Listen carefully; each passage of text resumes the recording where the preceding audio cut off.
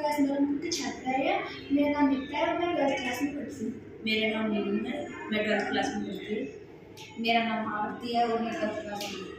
हम विकसित भारत की 2025 की एक नई थीम लेके आए हैं जो है लोकल फॉर वोकल। इसका एक आइडिया है जो हमने सोचा है, लीफ प्लेट्स। इसमें हम इससे मतलब पर्यावरण को कोई दूषित नुकसान नहीं होता और हम इससे जो लोग प्लास्टिक की प्लेटें यूज़ करते हैं उससे ये बहुत बेहतर है। और प्लास्टिक की जो प्लेटें यूज़ करते हैं उससे वातावरण बहुत दूषित होता है और वो आसपास कहीं फेंक देते हैं तो फिर गाय भी उसे खा लेती है, जिससे गाय की मौत भी हो सकती है। तो इसलिए लीफ प्लेट जो पत्ते की प्लेट है वो इससे बहुत बेहतर है और लोग इसे यूज़ मतलब इससे लोगों को रोज़गार भी मिलता है। और हमने इसका ये आइडिया रखा है लोकल फॉर वोकल।